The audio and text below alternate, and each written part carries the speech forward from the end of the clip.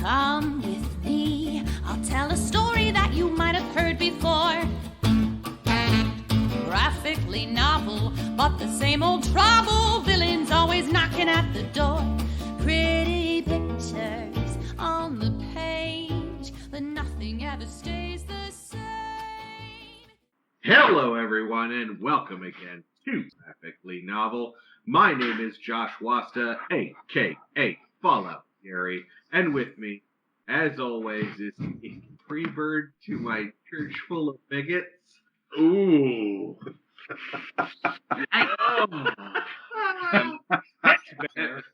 Are you trying to say I'm your Westboro Baptist? Is that what I am? No. You're the free bird. Oh, I am the free. To Westboro Baptist. With us for this whole season, the lovely, the talented Miss Jennifer Holland, the Baronessa. Thank you. And it is my pleasure to introduce our guest for this episode, Jason Taylor. Thank you so much for being with us. Hey! Hello. Thank you for having me. Jason, you are coming to us from the great city of Omaha. You opted in out of everything we were doing in Season 2 for Kingsman, the Secret Service, the movie and the graphic novel. Can you give us a little background on your history with graphic novels, and what was your first graphic novel, how did they affect your life, and why did you choose this graphic novel in particular? Wow, you just really want the resume, don't you? Run it down for us, big boy. I love comics. My first comic was Fantastic Four. My mom gave it to me to shut me the heck up. Is this a PG-13 podcast? No, it is going to be Kingsman. We are going to talk about anal sex in this episode at one point. Motherfucker, you can say whatever the fuck you want to, right. goddammit. Yeah. I'm a church boy. I grew up Catholic. As far as Kingsman goes, I would say this is a top 20 movie for me. I like the comic. I read it a few years ago. Not a really top comic of mine, but definitely the movie. I love the movie. The reason why I chose it is because somebody already grabbed the boys. So yes, fair. And yeah, that's fair. And we did have a very long episode. Troy Esmond, that did the boys for us, showed up with 6 pages of notes. I'm here. I'm ready to go. Muad'Dib. Bear. Muad'Dib. It's a killing word. It's a killing word. It is a killing. Sand will cover you. For those of you who have followed us throughout first season and most of second season at this point, Jason is the person that Bear constantly yells at about the weirding modules in the David Lynch Dune movie. I don't know. I don't even know what to say. Like, I don't even know if we should have. Are we having this fight now? Like, we're supposed to be talking about Kingsman. I think we should just talk about Kingsman. Thank you, Jake. There are true Dune fans that like all the works, and then there are the people that like the books. So listen, gentlemen, let's just stop and say manners maketh the man. Kingsman the movie. Let's kick off with probably one of the 2 most controversial scenes in the movie. Talk about the church scene. Oof. Mm-hmm. Oof. Wow, you're just going to go right there. I just want to open it up. This is the most shocking scene in the movie. First time you watch it. We watched it last night for the second time. At least I watched it for the second time. I have not watched it past the first time. I actually probably watched Golden Circle more often than I've watched the first Kingsman. I think this was the 3rd time that I've seen it. Did you find it any less shocking? I found myself last night being like, the first time we watched this, I was, oh my God. And now knowing that it's coming, it was a little less. Maybe it was also, we are in a post-John Wick world. To bring up David Lynch again, I am a David Lynch fan. And as much as I abhor actual violence in the real world, I am a huge fan of violence in movies. And the more in your face that it is, and I don't like gore porn, but I do like things that are shocking in a movie. And so I think because that's something that I like in movies, when it happened, I was like, whoa, and this keeps going. Wow. For me to have that reaction, it's completely unexpected. And I think that's the point. I really love the choreography and the cinematography of that scene. Yes. Just the way it's shot, because you keep getting clips from Harry's glasses cam. Yep. And you get the actual scenes from inside the church itself. I love the action of it. I don't know if I really was shocked by it. I was actually probably more shocked by after that scene is over and he's the only sole survivor and he comes walking out of the church that he immediately gets shot. And I'm like, oh, we just took not really the main character, but the secondary character completely out of the movie. Right. They Uncle Ben'd him right away. Yeah, straight, like, only halfway through the movie, and they just took him straight out. And that was probably more shocking to me, even though I enjoyed the back and forth, and this is not as serious as a James Bond movie. Like that whole scene right before he gets shot. Jason, I know you got some notes. First, I'd like to say that 58 people were killed in that scene. That but scene, they were racist. Are they really? Are they really? Now, 58 people died, but Harry didn't necessarily kill all 58 of them. Some of those people killed each other. According to IMDB, Harry killed 58 people. So more than 58 people probably died in that scene. Obviously, because you see other people killing each other. Right. Well, and that was the church. It was a full church. And we will never question IMDb. Just about to say that. You don't question the D. Oh. Wait, no, that's a little different in this house. We question it all the time. I've seen the movie so many times that I don't actually watch what he's doing anymore. I'm looking at the background and trying to see what's going on in the background and just how the extras in that scene are fully committed to that craft. They're going at it as well. It's a very believable scene. I remember showing Allison that scene. She'd never seen the movie until we started dating. And I showed her, well, we're going to watch this movie, and put it in. And when we got to that scene, I didn't tell her a word of what was going to happen. And just her jaw dropped. And she's the same way. She's not into gore porn or anything like that. And she was floored by that scene. I think it's like a dance. Mm-hmm. It's a preview of what John Wick is. Yeah. Right. Opinion. And that's why I referred to it as not being as shocking post John Wick. Right. Because the church scene is all of John Wick. All three. Yeah. John Wick. Yeah. Perfect fight choreography. It is so well done. Weapon of opportunity for everyone in that scene. Whatever is nearby, they grab it and they use it as a weapon, and it's just incredible. And until Kingsman and then John Wick, I don't think there were many action movies that used the headshot. I shoot you in the knee, I shoot you in the stomach, and I finish you in the head. Right. But it's all within a half second. That scene was a really great fight scene, so I wasn't super shocked by that church scene. I was actually more shocked when the second Kingsman came out, and you had the super explicit third base scene. I'm in the middle of the theater, and I'm like, whoa, this is PG-13. I was more shocked by that than I was by this fight scene. The other thing about that scene was the use of music. Can you think of a song that would have played better with what they were trying to evoke in that scene? Stairway to Heaven? No. Stairway to Heaven is too long. You need a punchy song that starts out slow and then ramps up, and by the time you're in full force, it's just great. In the land of cotton. No. You're fired. Yeah. Freebird is always associated with that southern, racist, intolerant Westboro Baptist Church kind of mentality. And so to use it in a scene where you're killing all of those people. And emails can be sent to graphicallynovel@gmail.com. The first time I watched it, I don't think that I had been paying attention to the point that they were as horrible as they were, that church was basically Westboro. I must have missed that, and I must have not been paying attention. I was absolutely keyed in the first part. Right. I was just like, I know exactly what we're doing here, because as soon as random white guy gets up and decides to leave, well, why are you leaving? Oh, I know exactly what this church is. There are liberal uses of the N and F words leading up to that. This time watching it, I caught that. The first time watching it, I guess I was just more shocked. And then this time I was like, whatever. But that's probably me. Side note about that scene and its entry into Herr Trump's fucking turning it into a joke. Yeah. He did? That scene from October of last year where he was shooting people in the head. That's the scene. They superimposed his head on Saturday. Colin Firth. And everyone else was like CNN and Obama on it, and it showed him beating them up. It's not shocking, unfortunately, to get all political. It's sophomoric. It's juvenile. So the first line of the comic is asking Mark Hamill a question about the prequels. Yes. That is the first conversation in the Kingsman comic. Then, when we get to what the equivalent would be in the movie, it is Mark Hamill playing a character who has been kidnapped. It was brilliant. The plot has changed.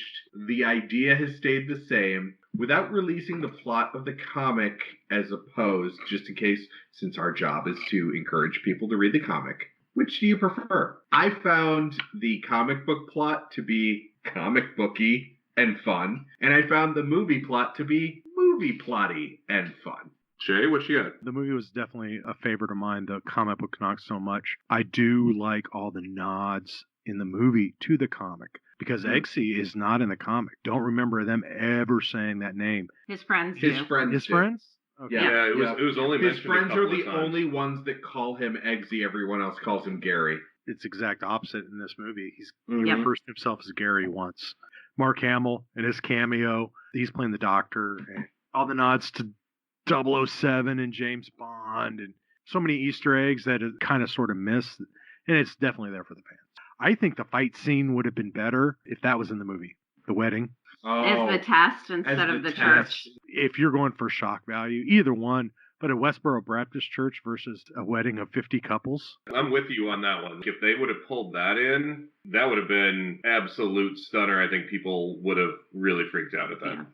Well, where they needed Harry to be, it didn't work that way for the movie. Comparing the two, I think that the movie did a much better job with the end game than the comic book did. No spoilers for the comic book, but the movie was focused on 3 characters doing the quote-unquote saving. In the comic book, it was a much larger cast. And it made sense for the way that the comic book went. The comic book reminded me kind of Umbrella Academy. Yeah. And the Umbrella Academy comic book, not the show. Yes. Comic Yeah. That's fair. Where you've got the skeleton outline of what was going on, and you both got from point A to point B, where you got much more development out of the movie than you did out of the comic. Right. You're jumping to several different characters instead of following byline, mostly a single character. Right. One of my main complaints with the comic was through the art style and the conversation style, I had a hard time saying, wait, which character is this?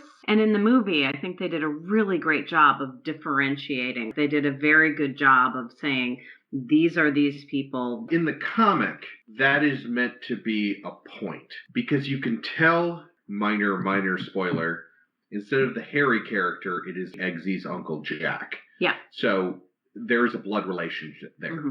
At the point in the comic where Eggsy starts to become a gentleman, a Kingsman, put on the suit, a lot of panels I could tell the same thing. He was indistinguishable from his Uncle Jack. Yep.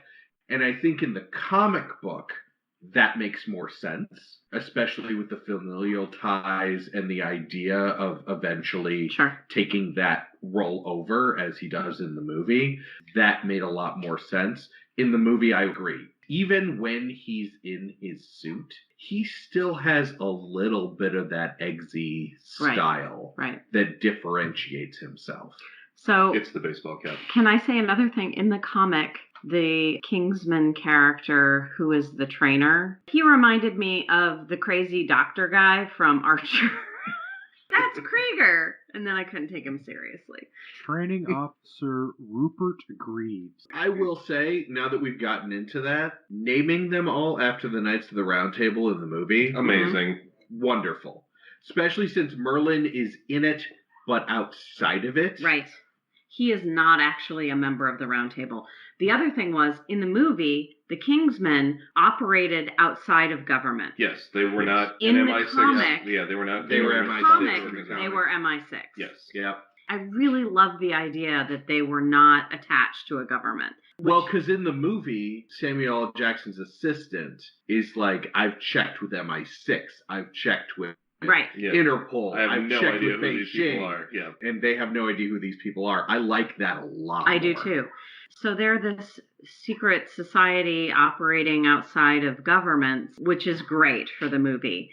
But how was the villain so easily able to track them down? He's like, oh, I put a tracking agent in his wine. Well, okay, but it was one of the things comic in the book. movie. Well, yeah. it was very comic booky, but that's kind of one of the things that I actually enjoyed. It was outside of the church right after the fight scene is how plucky it's different. It's a spy movie, but it's not, we don't take ourselves so seriously. Yeah, we're a little over the top. Yeah. But you go back to like some of the James Bond movies, those were totally way more over the top. The movie Kingsman is constantly referencing spy stuff. And even to the relationship between Harry and V. Their relationship is captivating. It is very much a classic hero-villain, which Samuel L. Jackson just does so well, especially as like Glass.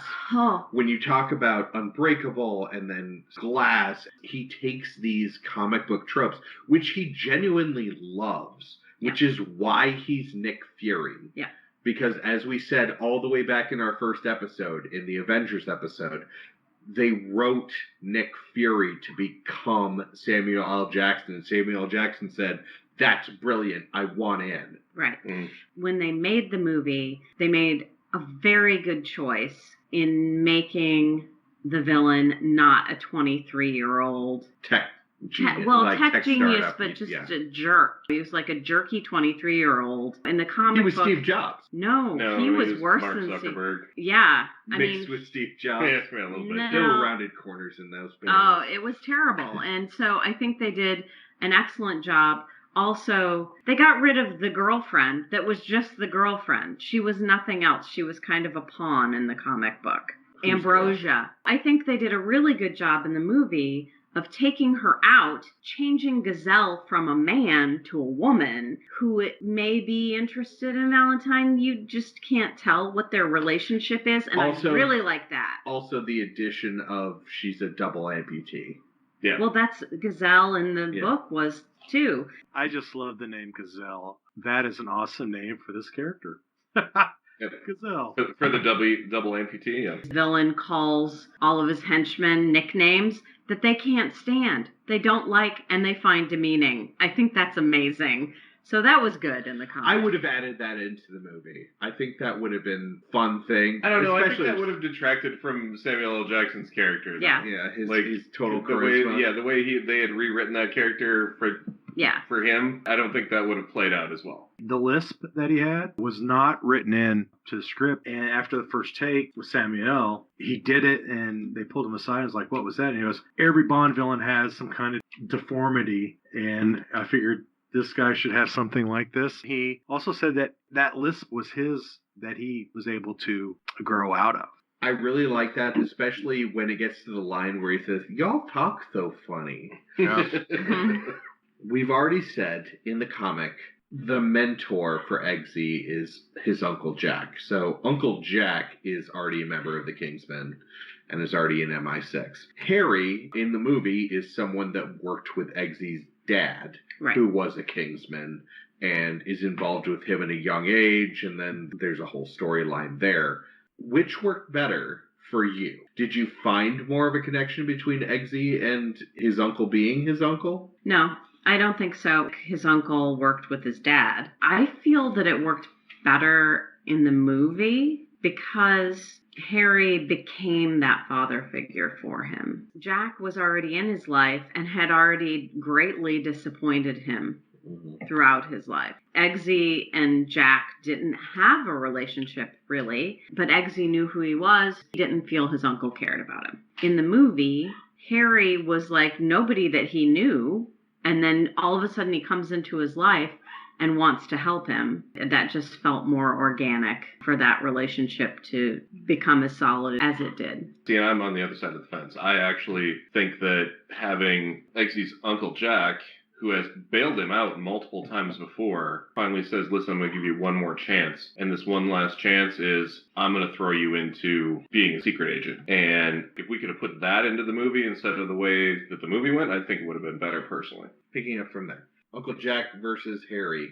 I wasn't impressed with the comic book relationship. I think it worked much better as Harry being beholden to Eggsy's father and doing it out of a sense of loyalty. In the comic, he's got a card. I'm going to swipe my card and take care of everything.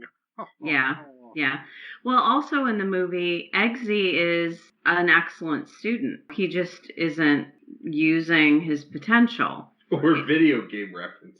In the comic book, he's a terrible student, and all he does is play video games and watch reality TV. I think Eggsy is much more charismatic in the movie than he is in the comic book. According to the D, sounds so douchey. According to IMDb, Sounds dirty. Leonardo DiCaprio, Tom Cruise, and Idris Elba were all considered for the role of Valentine. Do you think any of those could have pulled it off? In as different well? ways, yes, but I believe that Samuel L. Jackson was the best ultimate choice. If you can get Samuel L. Jackson, get Samuel L. Jackson. Yeah, but Idris Elba. I don't think he would have had the comedy that Samuel brought to it. I can't believe that Idris Elba would be scared of blood. I believed Samuel's Valentine was... Until I actually see it happen. I mean, I just saw Idris Elba as Black Superman in Hobbs and Shaw. So it's real hard for me to think that he's going to be scared of blood, but I want to see him try at least. I saw him in Luther, but he had moments.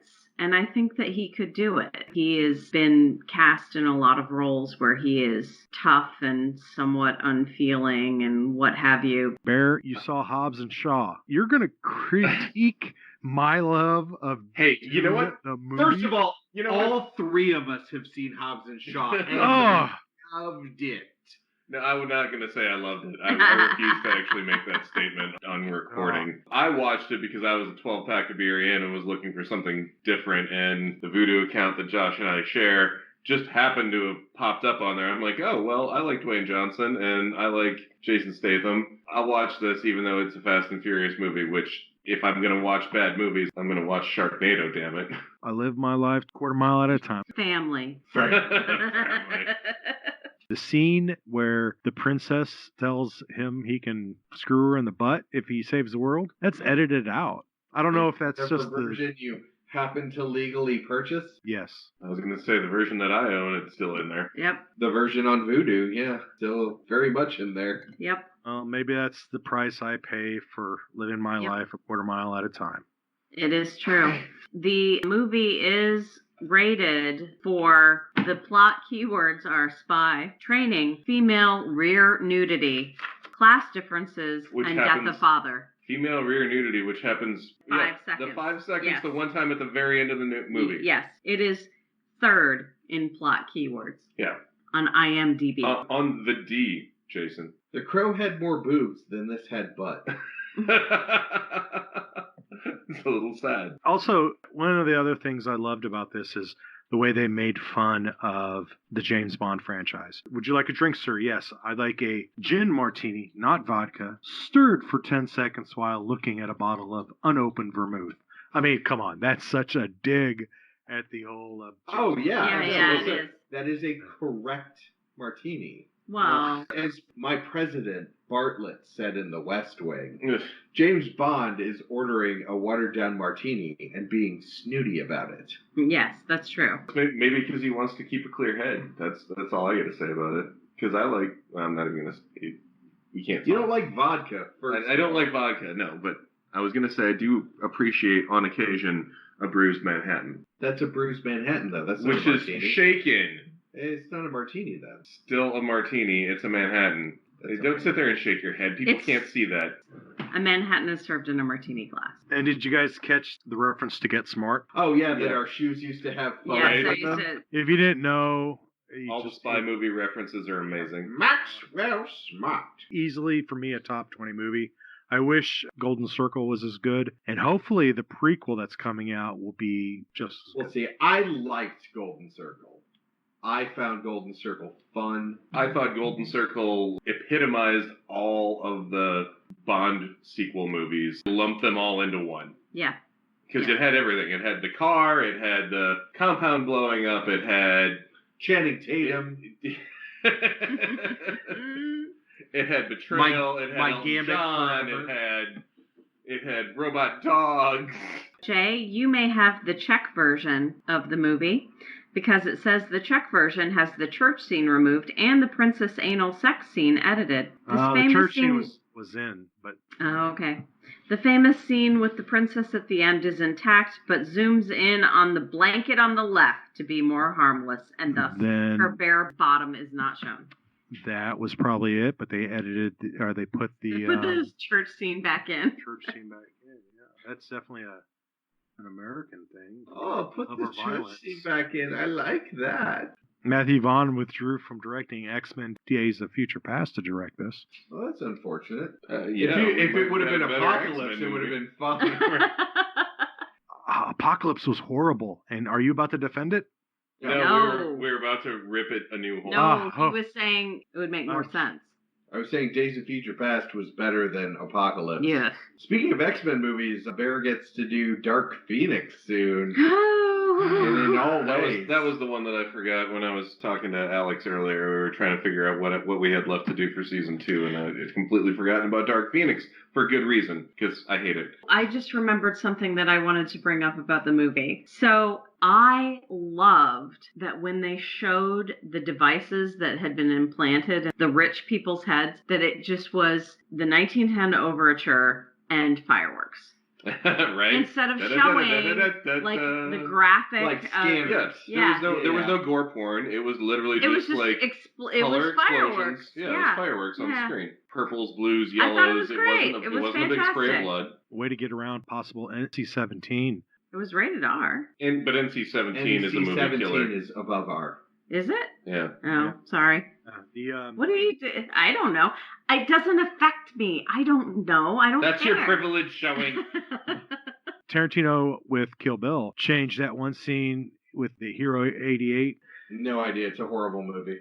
That scene that's shot in black and white, turned black and white so you can get past. Oh, right, because the blood is. Yeah. Mm-hmm. Your privilege is showing, Josh, if you hate Tarantino movies. I'm gonna guess most minorities don't like Tarantino movies because they're all white revenge porn. The phrase that Hart quotes before the bar fight, "Manners maketh man," is the motto of British schools, Winchester College and Ermstom's Grammar School, in case you didn't know. Also alliterative, which I like. This was a one and done as well for the comic.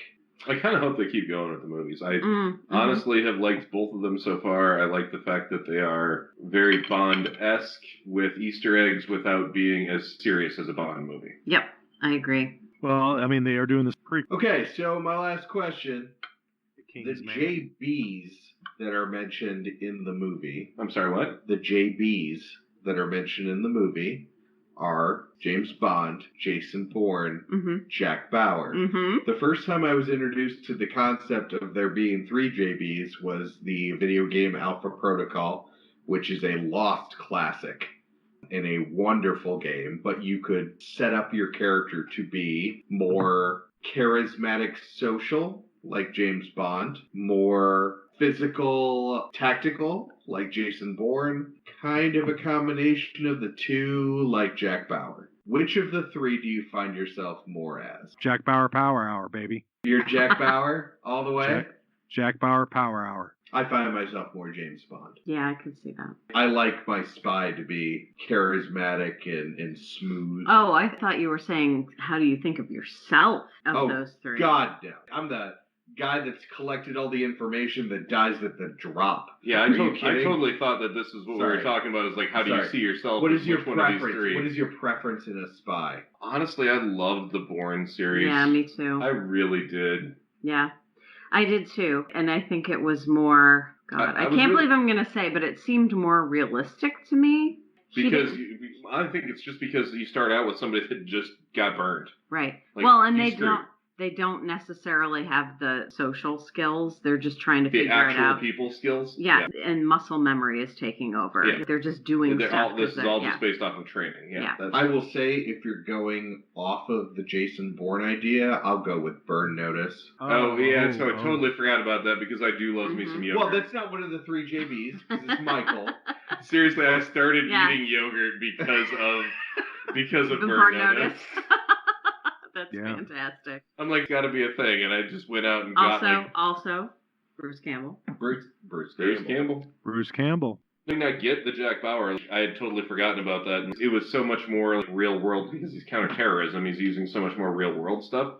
And I appreciate that, but if I'm going to watch a spy movie, I want to see Jason Bourne. I really liked in the movie that there were women in the training class. Absolutely. And that was not in the comic at all. I feel like they kind of pushed it along in the movie that the woman was the one who actually was the one. They were making the point in the comic, and I think they did it well in the movie without putting it in your face, that the majority of the people there were there because of their backgrounds, because of who their parents were, because of the money that their family had. They did it mostly with Charlie in the movie. Yeah.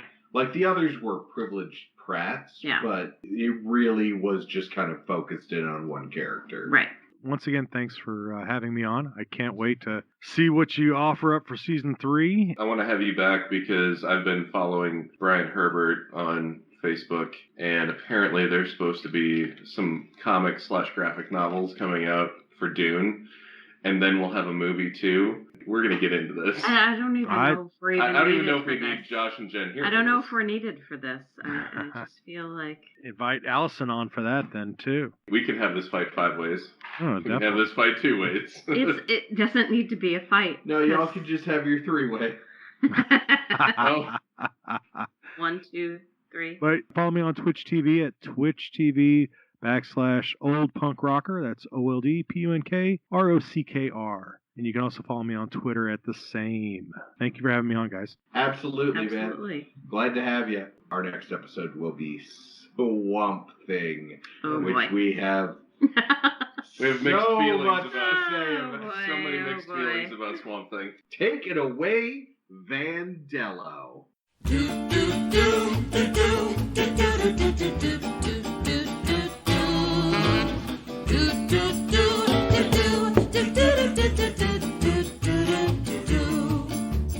Come with me, I'll tell a story that you might have heard before. Graphically novel, but the same old trouble. Villains always knocking at the door. Pretty pictures on the page, but nothing ever stays the same.